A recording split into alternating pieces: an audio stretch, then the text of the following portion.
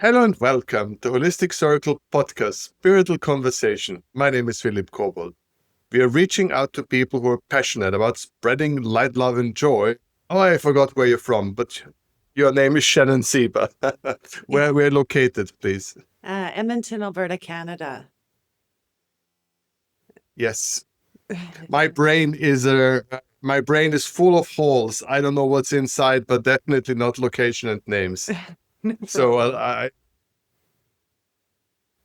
welcome, Shannon. I'm so glad that the excitement of podcasting, people don't know that, but we already tried it once or twice and the technique was against us. But today with this wonderful mountain background, a little Buddha statue, today we're going to make it happen. Absolutely. Nothing's stopping us.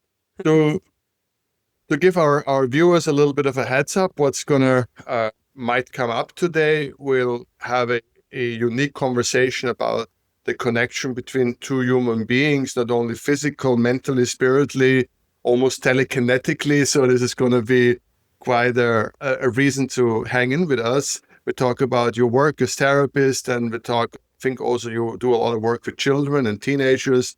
So I think we will have more than enough good reasons to don't click away. It's good stuff ahead.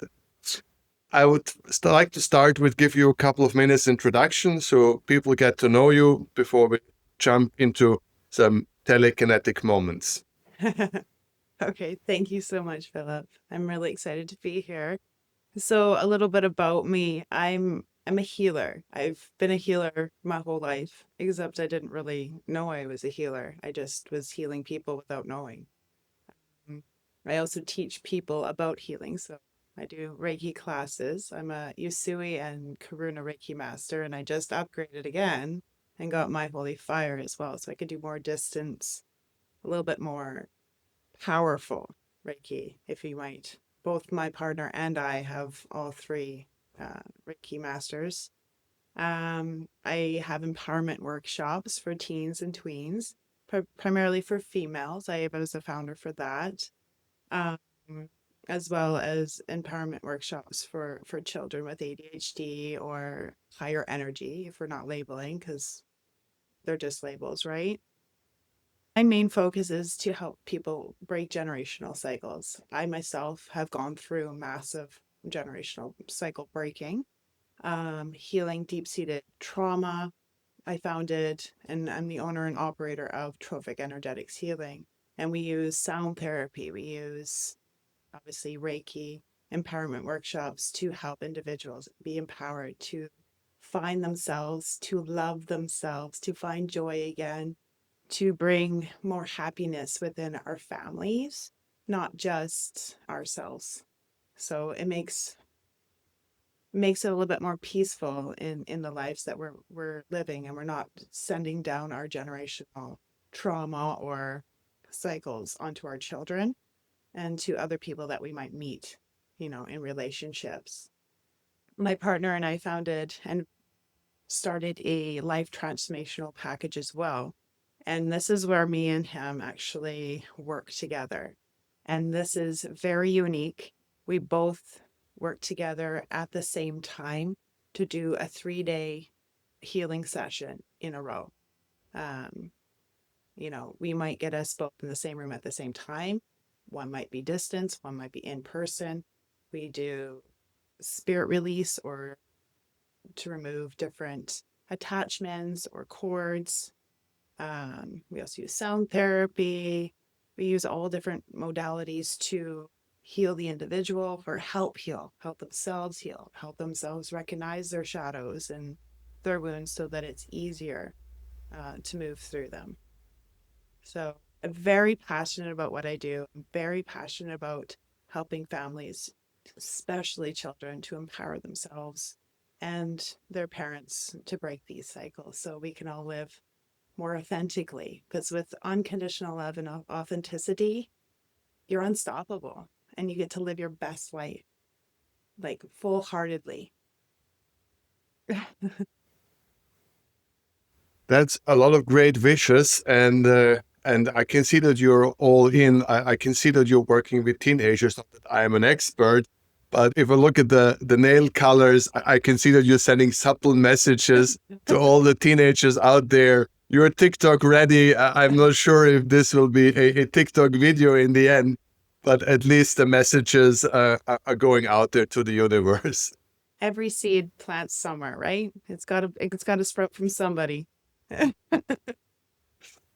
have an 11-year-old daughter, so I know that I'm an expert, but I can see it when I see it. I have 3 young children. I have a 3-year-old, a 10-year-old, and a 12-year-old. So with these different stages, all which have their own gifts, all have their own unique personalities that I get to help foster and help grow and guide them through the different stages of life. It's very fun. I can see that I can feel that our audience want to jump right into what is about telepathy, and I'm like, this comes later. It's a little bit, it's like the white shark commercial. You see the white shark in the end. But if you're ready with children and you work with children, maybe can you be a bit more precise what precisely you're working with? Or you said some words, some labels, no labels, labels. But is it like a Reiki session you do with kids, or how do you work with kids? And is it parents that bring the children? Of course, they're not coming on their own, or No. you're going into schools and presenting your work there, and it comes for teachers. So tell us a little bit those kind of technicalities to move into the work, and then later I will ask you how the children react and perceive, if that's okay by you. Absolutely. Yes. We haven't moved into schools yet, but basically, so for children with a higher energy, it's often the families we get together. So we do either small groups of like 4 or 5 children and their parents, or we just do the family unit. And a lot of times that is more the more effective way. So there's less distractions, right? So children with really high energy, we focus primarily on very grounding modalities that we use. So I have children that have super high energy too. So the higher the energy is actually, it's a gift. They are actually really high frequency individuals. And so their energy often hangs out up in their higher chakras, so like the crown, third eye, the throat. These higher chakras can make us feel really spaced out. We can't focus. We get really busy. Things are just scattery. But when we root into the ground more, when we ground more, we earth more, then we can actually balance it out a lot better. So we teach a lot of earthing, grounding, a lot of outside activities. We teach with Reiki itself. So parents and the children can also learn and get attuned to Reiki, of course, with understanding that this is to help the children. The children are not to be practicing Reiki on other people. So children, we only do level 1, because level 2, then you can start practicing on people. Adults, of course, they can get the Reiki to help calm and regulate the brain. The other thing with children with high energy, high ADHD, their brains work a little bit differently. So they hear music, they hear frequency differently. So when we use our high frequency music, it actually helps regulate the brain. It helps balance out the right and the left. So they are a lot calmer. In our house, we always have high frequency music going on in our living room. We're outside, we're doing things. Sometimes when things get busy, okay, go stand in the grass, go hug a tree. That's what we're going to go do right now. We need to just focus a little bit better. Even with tuning forks, there's lots of different modalities that we use, we teach. And that's the primary thing. We also work with the triangle, the mind, the body, and the soul. So when we have when we're channeling our energy from our sacral, which is our creativity, that is stimulating our mind in a productive way, and we're able to channel that energy properly, so we're not just everywhere and breaking things or not listening, as they say. When we're able to channel that energy properly, then we can get creative. But then not only that, the body needs to be taken care of, so proper nutrition. Then we need to talk about that. We also need to talk about and learn about activity. So it doesn't necessarily always have to be physical in the way that we move our bodies, like with soccer or swimming, which are very, very effective. but also like massage and chiropractors. This is just another tool to help families. It's not to say that, therapy and all these other wonderful things aren't, that this is going to replace it. It's not. It's another tool to help families um, better manage these things that they might be having challenges with. When we move into, I work primarily with females and empowerment with females in the empowerment workshops for teens and tweens. And having mothers also be part of that is very, very empowering. This is also to foster that sacral energy as well, and doing the mind, body, and soul. The soul part is also the meditation, having meditative music or a guided meditation helps as well, to help calm the mind, to foster more love, self-confidence, right? But when we go into the teen and the tween building, this is where we Let's maybe let's quick recap what we had so far, because there were some important moments here I think that okay. people can relate to. I'm so thankful that you also mentioned nature as the perfect way for grounding.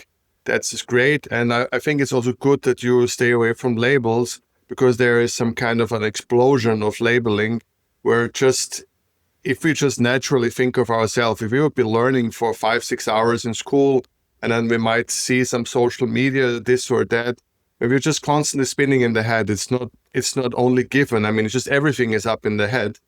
And when we don't have the proper balance, that we get time in our feet to run around, jump around, if this stuff gets not addressed in the appropriate fashion, then it's clear that so many kids are just in the head because they are just in the head, right?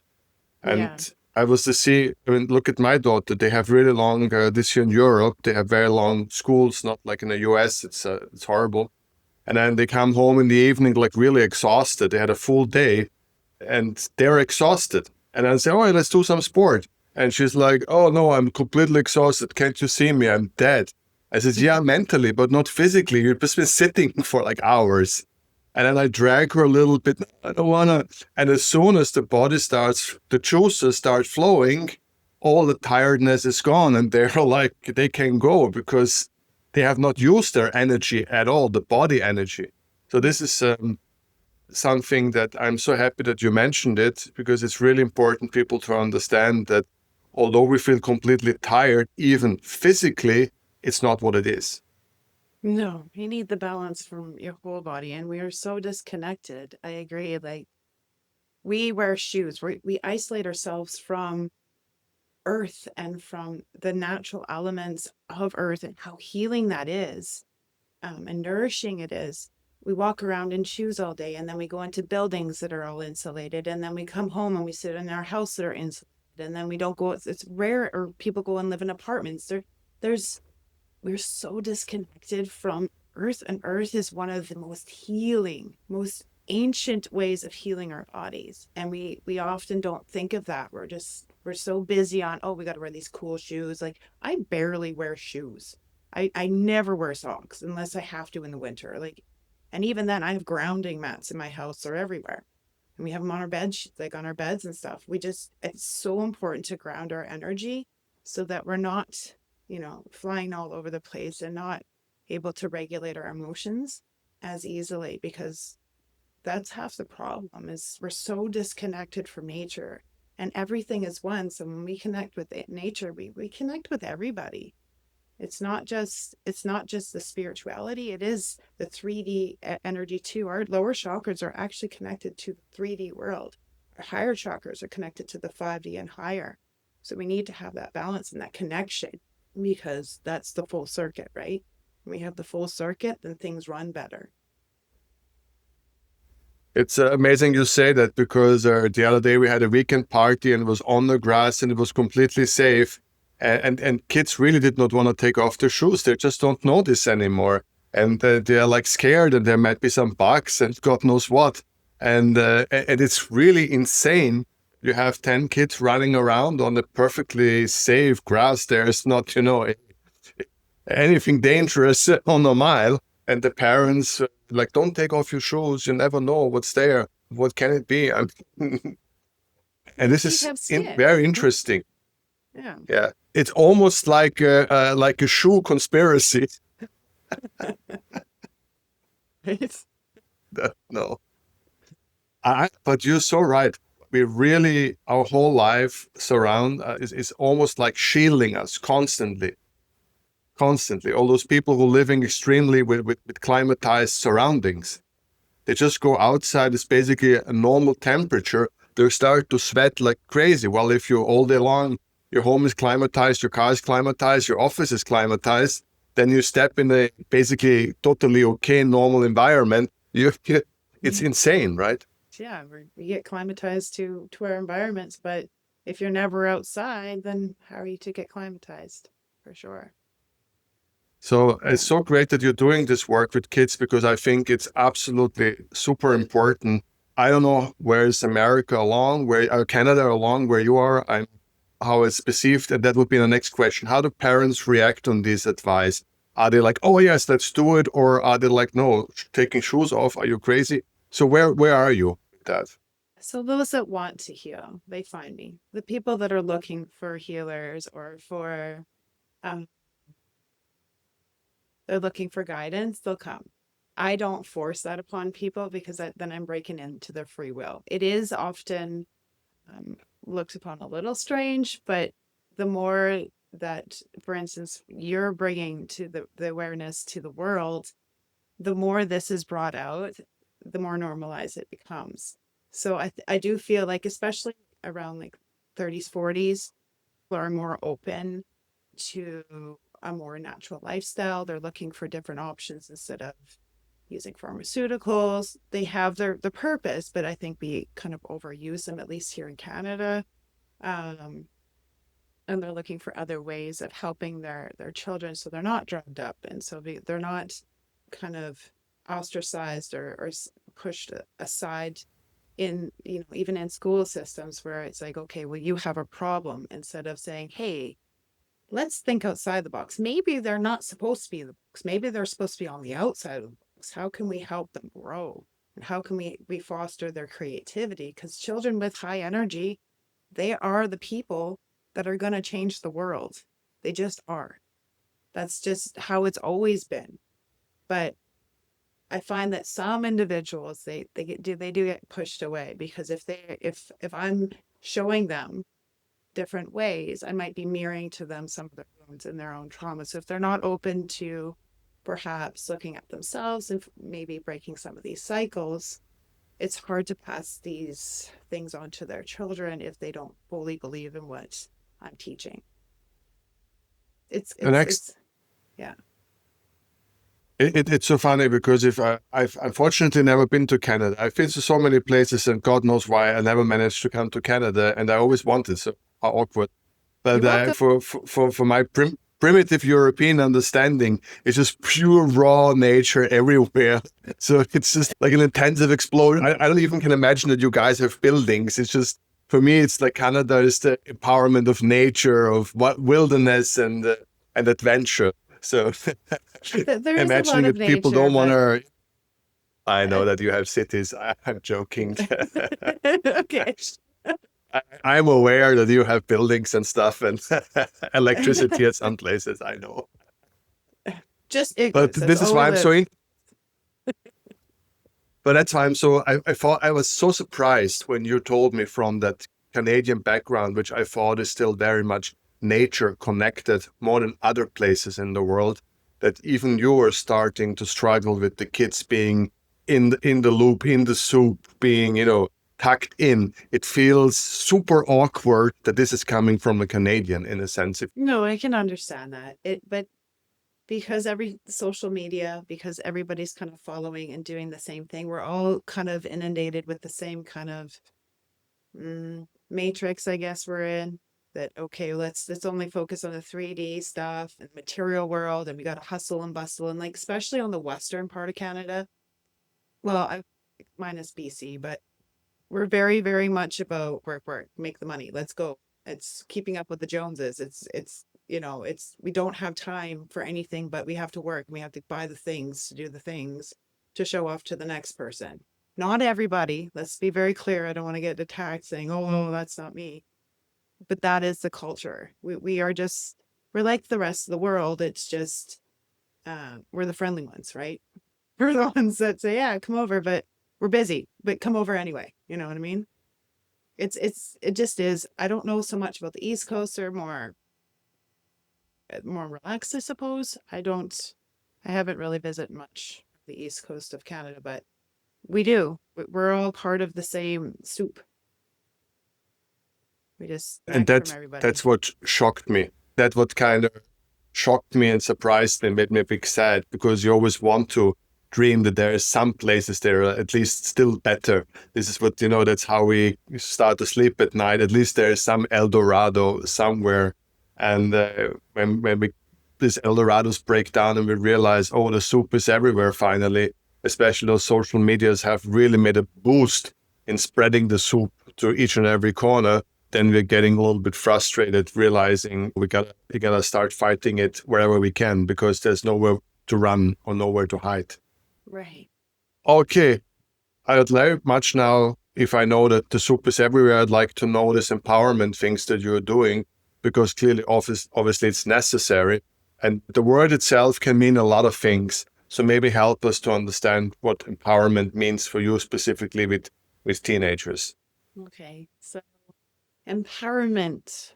So for me, empowerment is finding yourself again. It's finding your authentic self. It is loving who you are just as you are, with regardless of what's happened in your life, or regardless of what may happen in your life. These empowerment workshops that I run for teens and tweens and their mothers as well, they are meant to find your voice. They are meant to find power. They are meant for you to find your inner goddess. This is where we struggle. We're often told, at least in women's, not, I can't say for everybody, but there's a lot of women that struggle to not people please, to stop putting people like in front of themselves. When we're breaking these cycles, these generational cycles, we're teaching teens and tweens how to speak for themselves. So having boundaries, teaching children and teens how to say no, speak up for themselves, no matter the title somebody has, because we are all equal. I don't care if you're a doctor or if you're a janitor, you're equal. So a no is a no to anybody. If it affects your values, if it affects your opinions, what you think of yourself, if it is impeaching on you and making you uncomfortable in your bubble, it's a no. If this says yes, then it's yes. If this says no, you still listen to your heart first, because a lot of the times we want to fit in. And that is something my daughter has explained to me. Mom, I just want to fit in. Okay. But what happens if the mask gets too heavy? No one's going to know who you are. So I'm teaching my children not only about boundaries and speaking up, no matter what the situation is, but also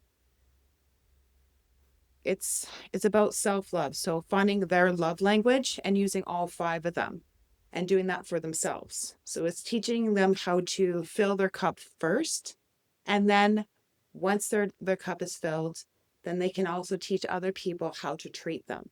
So with their love languages, if they're not and they're taking away, then that's a boundary. Maybe that's somebody that either needs to be cut off or they need a larger boundary. We'll teach stuff about your sacral energy. Girls are coming into their womanhood in their teens and their tweens, and then all of a sudden we're boy crazy or girl crazy or whatever they're interested in.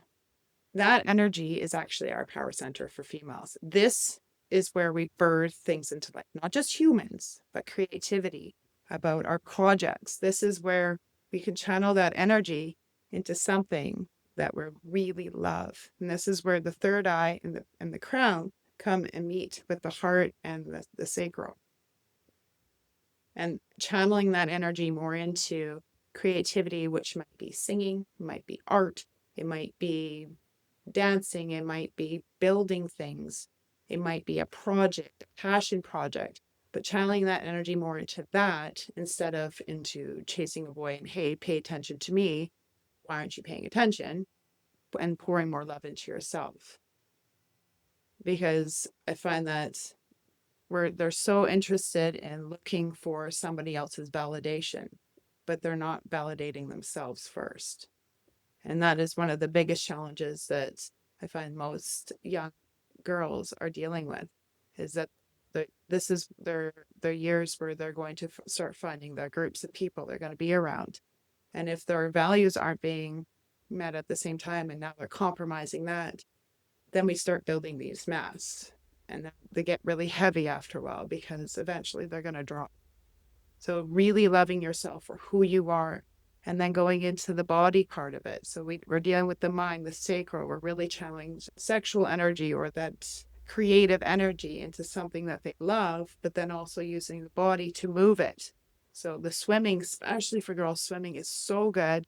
It's the water, it's the emotion. That's the element of our emotions. So using water, even like massage and any type of sport, dancing, whatever, moving our bodies and eating properly, teaching your children how to eat properly, the whole foods, not just parts of junk and processed foods, but actually the whole thing. And then going into the mind where we do our meditations, we do yoga, we do our self affirmations, we work more into releasing things that might be coming up. And I teach children how to do that, these release, different ways of releasing that.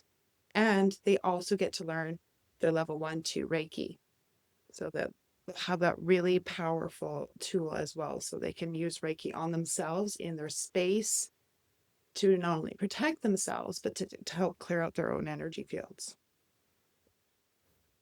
And these days, it is such an amazing vicious, and we all agree. And that's the horrible part. Guest after guest after guest has similar wishes, and I'm really starting to get a bit frustrated. Why is it so hard to make this work and to stick? Why we need to keep preaching and keep fighting? And why is it so hard, the society, to make that actually happen? What do you think is stopping us for this to be mainstream? Whoa, that's a big topic, and I'm not sure it's something I'm able to really speak too highly of, but I have some ideas. There's a lot of conditioning happening. There is a lot of conditioning happening in the schools. There's a lot of conditioning happening in our media. And there's a lot of self-limiting beliefs within our own family structures where it's almost like an attack when you tell somebody, hey, maybe this might be passed on to you from you. Maybe this might be something that you need to break, you need to change, you need to acknowledge, you need to work through. It doesn't make you a bad person. It's just something that was passed down to you. It might be many generations. So in our society, I feel that they try and keep us in the 3D. They don't allow us to expand our minds, to fully connect our third eye to our heart. That's the longest journey, right? But we go into these certain modalities where they cut it off, where they don't allow you to think and feel and to see. They tell you what to feel and think and see and what is normal, but nothing is normal. Everybody is so unique and so beautiful in their own way. I don't want to be a sheep. Nobody wants to be a sheep, I don't think. We all have our unique gifts. We all have our unique ways of living, but we're so set on trying to make everybody the same. And okay, you go to school, and then when you get out of school, now you're going to go work for somebody else and build their dreams. And then you're going to go and do this instead of allowing people to explore what makes them happy. Because truthfully, world is the world really is school. This is our giant school this is where we grow our souls. This is where we become the best version of ourselves. This is where we learn who we are, and we get to express our love and whatever that might be. And not everybody's meant to be a healer. Not everybody's meant to do, light work, but there are people that make other people happy. There are people that motivate. There's people that just they're just really great people, and they just cheer you up. Everybody has their unique gifts, and I feel like we're just so interested in keeping people in fear anxiousness and in the cycle, rather than stopping and allowing ourselves to say, hey, what do I want? What makes me feel good? How can I express it? Because when you're in fear and you're in these low vibrational energies, it's easy to manipulate. When you're in these higher vibrational love and joy and kindness and expression, authenticity, you can't be manipulated. You just can't. You get to live your most beautiful life, but we're so ingraining the fear into schools, and from a very young age, fear and suppression even. It's really sad, and I don't know why.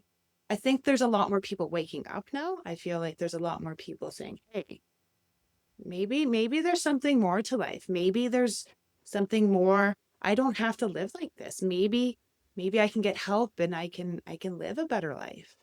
I can help people. I've broken major cycles, generational on both sides of my family.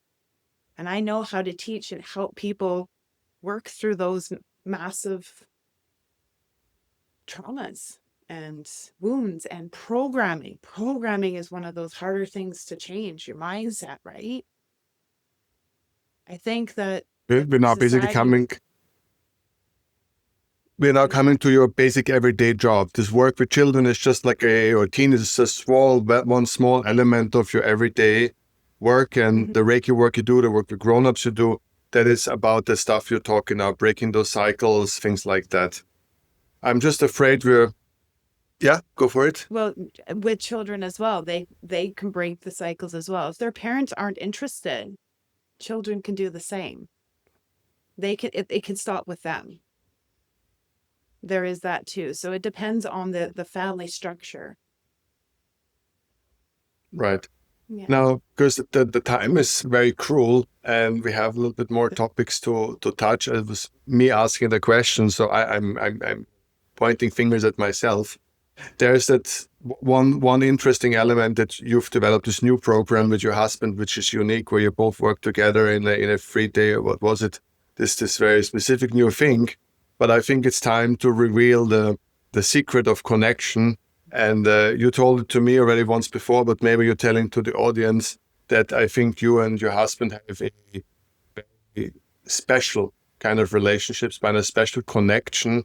And it maybe also speaks to everything that you said already about frequencies, higher frequencies, being grounded, being in touch, being in connection. And maybe we can hear it under that information you gave us so far. And maybe, if you will, a little bit explain let's get the cat out of the bag. Okay. So Dale and I, we met a couple of years ago. Uh, him having his background, he had a very adventurous background, and so did I. It's kind of interesting. We kind of manifested each other. Um, but when we did meet, it was very different. Um, we met in the COVID time, right? And at that time, we couldn't even sit in chairs. We were in a mall and we sat on the floor and had a coffee and we talked for a couple hours. And he was just so easy to talk to. Fast forward a little while, I could actually, as we started learning more about our healing techniques, he never actually did Reiki. I did Reiki. I started learning Reiki in 2016, and then I moved and kept building and building. He had his own business with trucking. So as I started working more with my energy and learning how to use Reiki, he actually got into a horrible accident and he's going in for back surgery here right away. And I started using Reiki on his back. And then he actually got attuned through me and then through a place and became a Reiki master as well to help heal himself and then also support me with the more 3D healing techniques. Me and him, I work more in the upper chakras, and he works more in the lower 3D. He is a divine masculine. He's gone through Kundalini awakenings. It's miraculous. He is a wealth of knowledge, and it's so beautiful. But on our journey, we're like snakes. As he's going through an ascension, and he finishes that ascension, then I catch up. We're forever helping each other build our ascension, our growth. We support each other through it. We recognize, okay, he's not grumpy at me. He's going through an ascension. Okay, how can I support him? And I use Reiki with him in different modalities, music, frequency music, tuning forks, crystals, whatever I have that might work for him. And he does the same thing for me. With our connection, though, it's quite interesting. As our clairs started increasing and our psychic gifts, I can actually hear his thought. And I know it sounds bizarre, but I'll ask him, are you thinking this? Yeah. Or I'll be like, stop it. I can hear what you're saying. And he'll be like, oh, okay. Or I know how he's feeling. It doesn't matter if I'm in the same room or thousands of miles away. I can feel his body, literally. I can feel people's aches and pains. Like if they have, like a broken arm or just a sore muscle, or I can feel their emotions. So our connection is very unique, and that he can also now do the same thing through our unconditional love. This is the first time I've ever had unconditional other than with my children. We work together. He holds like the divine masculine, which is 3D energy. This is the stability. This is the grounding. This is the structure, right? That allows me to be in my divine feminine energy. I'm more 5D. So I get to work more in the upper chakras. And so when we're working together on one person that powerful. So we have two really powerful healers working on an individual, especially when they have really deep-seated stuck wounds that are really deep-seated. They could even be from previous lifetimes that we can help start to bring to the surface, that we can help start bringing light to it and lift it up so that the client can then start working through it. We use in-person Reiki, so we might be in the same room working on the same individual. We use distance Reiki, so one might be doing it at distance, one's in person, or two distance. We do like spiritual releases, like attachments. Often, especially individuals that have gone through addictions or have had really low energy for a long time, things can easily get attached to your auric field, and sometimes attached to you, like cords or just other things that might connect. We're able to then have them removed as long as the individual is willing to release it. I can't remove anything or lift anything, help lift anything without the client or wanting for that to be removed, right? We're impeding on free will then, right? And then on top of that, because he's able to do the really 3D, the grounding, and we work through the whole body though, both of us, and we meet at the heart. And it's very unique because when we meet, me and Dale meet at the heart of the individual, it's extremely powerful. Like things just start aligning, and it's like I've had individuals tell me that they feel like they've lifted out of their body, and like they felt like spinning, and like nothing that's going to make them feel sick, but it's a very different kind of feeling, and things change rapidly after that. Of course, we don't ever leave people alone. When you're my client, you're there for life. I will always support you. I will always give you more aftercare, make sure I'm checking up on you on a regular, giving you the spiritual hygiene kits, things like that. We don't leave our clients as a one and done, unless that's what they want. But we always provide lots of aftercare and checking in, because I find that's the problem in what I work in with Reiki, is that a lot of people get left alone. They think it's a one and done and we're done. That's not how it works, because now you're lifting stuff. I don't want people to have a spiritual breakdown, because that's what can happen, right? People could spiral and spiral into deep depression, and that's not something I want to do.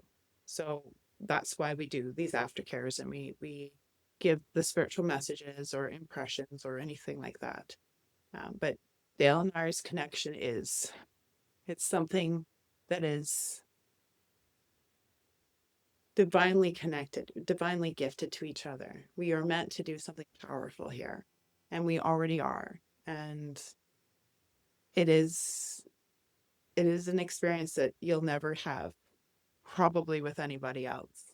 This is very unique in what we do, and it's a 3-day thing. So not everyone's going to be the same. We might do 3 full Reiki sessions, or we might do with spiritual or the spiritual release and sound therapy. It depends on the individual and what they need help with.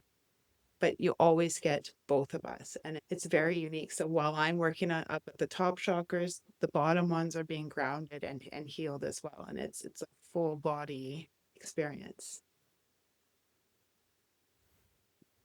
See, it was worth hanging in with us, people. You've never heard that before. There isn't a whole All lot of right. people work together.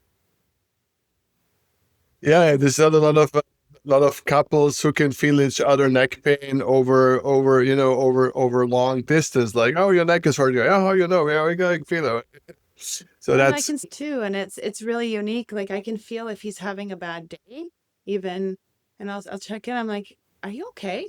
And then, "Oh no, I need," and I'm like, "Oh, okay." Or I can hear like if his thoughts are really scrambling, I'm like, "Go ground. You have to go ground." And I can literally like, and I can smell like spirits on people. And so like, okay, go do some spiritual hygiene. We got to go do that now. Me and him are so connected. It's very unique, but if is he's this your healed, then I'm clairvoyant? healed. Is this your clairvoyant opening through the nose through smell? Because people always have one channel being the most strong. Yeah, I've had that since I was a child. Like I could smell what people eat in the morning at night. Like I can smell all sorts, but I've now realized I can smell spirits. So they could be like sweet smelling and floral and stuff like that. And I know those are that higher beings, but then I could smell the really nasty ones. And I can like, especially when they have releases off of individuals, I know when one's releasing. It's really interesting. I didn't know what it was, but it was there to protect me. I have a lot of different No, people have different channels. I mean, there are a couple of channels, and every person has its preference channel. Some can learn more than one channel, but you're really great if you develop the one that you're supposed to develop. well, I have a few. Yes. The more you grow, the more This is, you of learn, the course, more one. you ascend, the more they get powerful, the more they open up. And then the tools that you're given, they're meant to help whoever they're supposed to meant to help, not just yourself, but sometimes other people as well. Yeah. I think people need a moment here to. Do you think that you could work on it? Have you ever sit down with your partner and said, "Let's bring this to the next level"? Because there are telepathic people who really almost, as you said, can hear each other, can talk to each other, can send messages. Have you ever thought, let's bring it to the next level? Next time you're away at 3 o'clock, let's mid session. I'm going to write down some words, and you're going to write down what you think I wrote down, and then let's compare them when you come back. Have you ever thought to say, let's play around with this gift? I mean, I can hear what he's saying. Like I can hear what he's thinking. It's kind of bizarre. And I'll simply just say, "You're thinking this, aren't you?" Or, "Oh, I know exactly what you're thinking right now." He can't get it kind of creeps him out a little bit, I think. But we haven't sat down and done that. This is in the infant stages of our connection. Like I know things are just going to get stronger and stronger and stronger. Um, as the more that the more love we have for each other, the more it just keeps getting deeper and deeper, so that the more connected you are to an individual, like right now our hearts are very connected, it's like a web, and then our minds, they're webbing, like everything will get stronger just by us being together, by us loving each other, by us growing with each other. This is just, it is a divine, he's my divine counterpart. I'm really lucky that I was able to find that individual and not take offense by him saying, "You need to work on yourself. Let's grow together." Because if one grows, the other one has to grow, or they go away, because you have to ascend together. Like it could be one after another, but he will go through something, then I'll go through it similar, or he's going through something and I've already gone through it and I can help him through it. But that's the beauty of having your counterpart, the one that's going to keep helping you ascend, and you're there to really heal, not only through yourselves and show people how powerful love can be, but also using that love as well as source energy when we're channeling that energy from source and healing people through that way. It's very unique. So it'll only get stronger.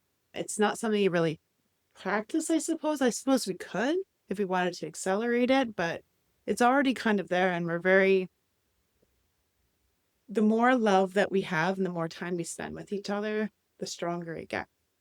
Does that make sense? Sure. How does your children react on those phenomena? I mean, you said your daughter is 12. Is she like, or is she interested? Oh, that's cool, mom. You can hear what she's talking. Tell him to bring an ice cream on the way home. Don't use your phone, mom. Don't use the phone. I want Yeah. to see it. I want chocolate. If he brings chocolate, I believe you. Is things like this happening, or are we not there yet? No, not really. I mean, I'm I making mean, I fun. I'm making fun. no. Go on. We have to use the chances. I mean, of course, it's amazing, but us ordinary people who do not experience divine love, we must have an exit here, a little bit of humor for the ones who are not within a divine situation. But you We need to a can little bit. be. You can be. You just manifest it, bring it in. You got to just go from the heart. Anybody can have what they want. Literally. And the only thing that's real is love. Everything else is an illusion. So choose your reality. Pick and choose. You just have to I'm not choose. sure I'm a Catholic, I guess, by birth, so I'm not sure if I'm supposed to be happy in this life. Why It's, not? it's not part of the manual. It's Oh. not in the user manual. But that's why we created heaven, like you suffer here and then later on you'll be okay. In my opinion, heaven and hell is in your mind. You get to choose. Are you going to be happy? I'm I'm joking. I'm an agnostic, first of all, for Oh, the are people you? getting confused. But I'm coming from a Catholic background and I went to Catholic boarding school and Yeah. I'm just lightening the mood here. Yeah. Because, Sorry. when we confronted with such a great love, if we're confronted with a story like this, we need to take a moment. Not as you said it like, I don't know, 7, 8 times. It's unique, people. It's unique. Well, so Mhm. we need a moment. Not unique. We need a moment to catch up, catch in, and feel this and think, would it mean in our life? How would we imagine that? How would we see it? Do we want it? Do we looking for it? Maybe not everybody's ready or like open for such a divine love because maybe it just doesn't fit with the calendar. Yeah, that's absolutely true. I absolutely agree. Yes. But the people who want it, so that's maybe the thing that we should look at, because there are people out there, I guess, they're not like grumpy like me, who are like, yeah, I want this. This is what I want now.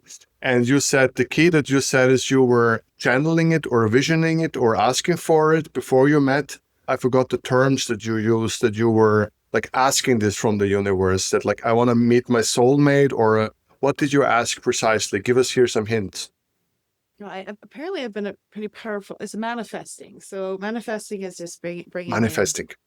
Yeah. So it's bringing it in, feeling it, really wanting it. It's and almost assuming it's already there. I had enough. I had a lot of really toxic relationships and I was toxic in them too. So it's not the other person, but I had enough. And I was like, there's got to be something better. I'm going to get right freaking picky. And I went like super superficial too, like eye color, hair color. This is the background I want. This is the kind of person. This is what I'm interested. I want a person that's this kind of a person and that be really complimentary to me and so that we could I want my soulmate. And I wrote it down. I stuck it under a citrine crystal. I stuck it on my altar and I left. Like not my altar, it was like my dresser. I had a crystal on it, so I put it on there and I left it. And I remember looking up at the moon. I'm like, there's got to be something better than this. Come on, I didn't come here to live like this. But when you tell the universe that this is what you want and you believe it, it's going to come in however it wants to come in, but to be open about it. And it came crashing in and it was amazing. But I had to do the changes. If I wanted what I wanted, I had to do the changes that would take to have that energetic match. So if I chose not to change myself and not to get rid of my toxic habits or toxic traits or work through these wounds or these limiting beliefs or programming or whatever, it was gonna diminish. And when I finally found that person and I was like, that was quick, but now I gotta hurry up and like smarten up. Like I need to be that person for that person, right? You can have these things. It's going to come in a weird way. It's not going to come in the way you want it to. But if you put it out into the universe will hear you. But now you got to do your part now. So if you have this huge energetic match, you're like, I want something absolutely amazing. You're going to have to meet that energetic match. And through that is through love. It's for loving yourself. It's through healing yourself. It's for changing those programming. It's through changing the thought process of, I'm not good enough. I can't have this. This is for other people. It can be for you. Everything's an illusion around you. You get to choose what's going to be in your reality, literally. So when we can change our thought process, when we can truly love ourselves and really pour into our cup, we can have these things. It really comes down to love. The only true thing in this world is love. And society tries to keep us in fear. It tries to keep us at a low program state. You're heavily manipulated then, right? You can have this love. Anybody can have it. I mean, if I can have it, holy cow, anybody can have it. I truly, truly believe that. So manifesting doesn't look like hocus pocus. You're going to have to go through your shadows. You're going to have to go through the parts of you that you suppress. And Reiki helps bring that up. It eases the process. It's not as painful then, and you don't spiral as easily. This is what people need to understand, is that there's so many different tools that are out there that can help you, that you put on your program. All these wonderful people speaking about all these beautiful high energy things. It's a way for you to find love in yourself. When you have all that love for you, that you'll mirror that. Now you get to have that person that loves you the way you love you. Somebody can only meet you as far as you've met yourself. So if you don't like yourself, you're going to find someone that is not going to like you. So if you want that love yourself first. You have to love yourself first. And to do that is to fully take care of your insides. Clean out. You got to make room, right? Clean out the garbage. Clean out the things that you've been hanging on to that are old programming. Go and find your inner self. Nurture that child. Because a lot of this comes from childhood and programming, right? So when you can truly love yourself, find joy again, all of these things will mirror you.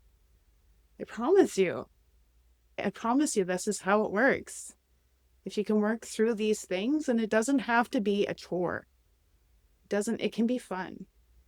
And it can be a spiritual thing for you, or it could be whatever you believe in. If you're religious, if you're spiritual, if you're none of the above, if you believe in something higher than yourself, go to that. Goddesses, gods, higher self, whatever. It's all the same. We just call it something different, right? When we can find that love for ourselves, that will mirror us. When we find joy, that will mirror us. When we find hate, that'll mirror us. So you got to choose what you want. If you want that love, then put that love into you first. Pour that love language into you. Make sure your cup is overflowing with love, and that will come. You become a magnet then. Instead of chasing, you become the magnet.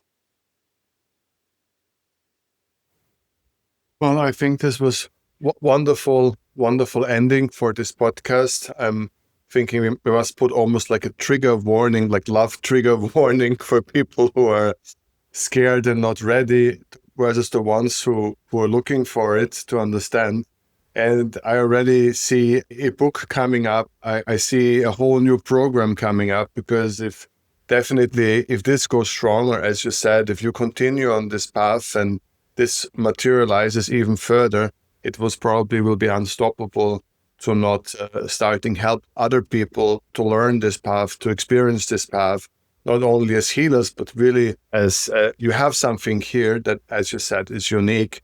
And I think can't be stopped to bring this into the world and show other people the way to might try to experience it themselves. Shannon, thank you so very much. We covered a lot of ground and quite with ease, so that we done well.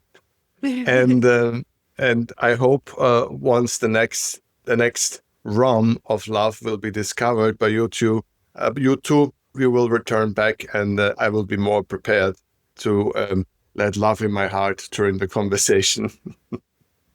Oh, thank you so much, Philip, for having me. And you know what? Whenever you're ready, I'll be here. Thank you. Thank you. All right.